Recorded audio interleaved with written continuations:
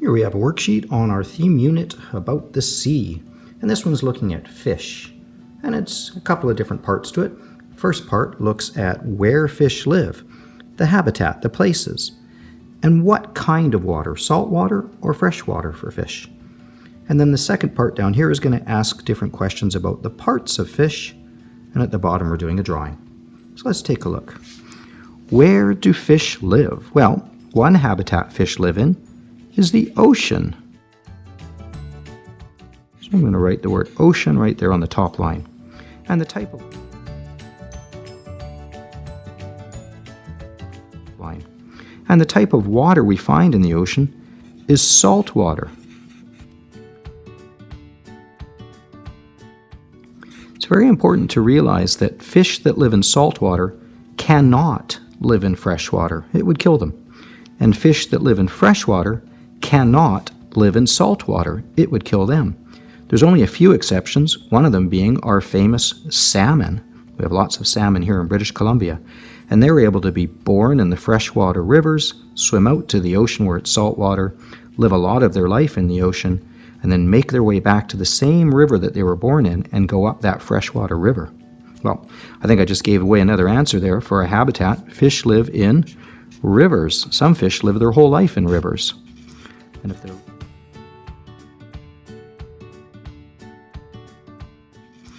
they're living in a river, then they're living in fresh water, no salt. Another place that sometimes we find fish, especially really tiny ones, are in tide pools.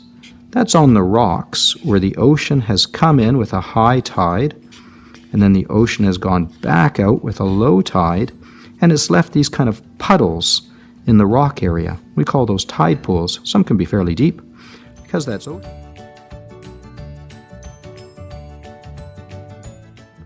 Because that's ocean water, that type of water is going to be salt.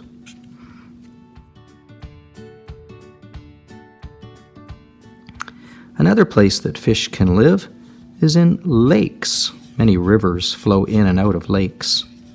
So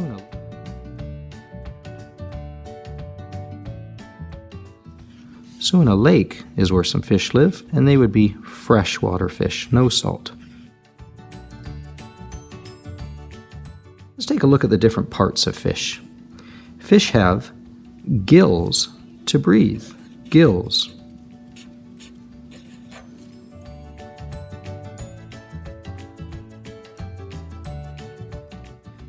And fish have fins in which to swim.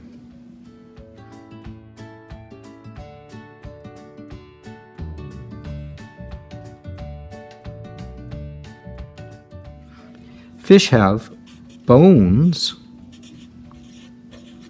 for their shape.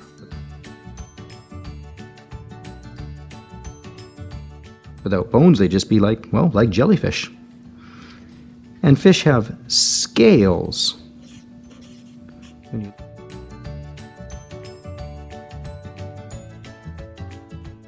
When you look at their skin very carefully, they have scales. Some have spines, like our puffer fish that has spines that stick out. And they have those spines for protection.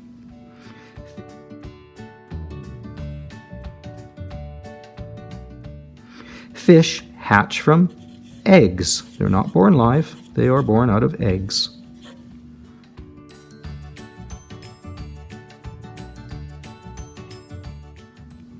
A group of fish is called a school, kind of like us kids being in the school. A school.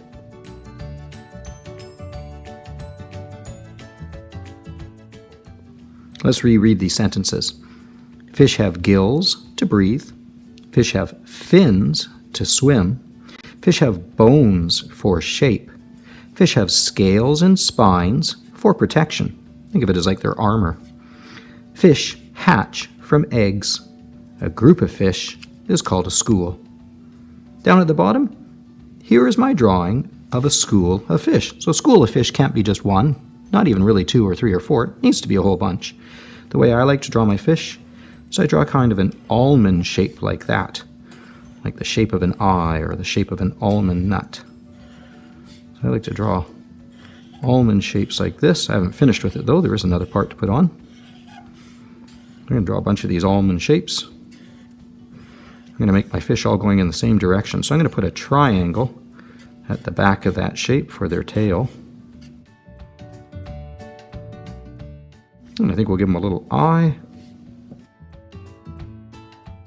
Maybe a little set of gills. Add a fin on the top. And there we go, a school of fish. They just need some coloring.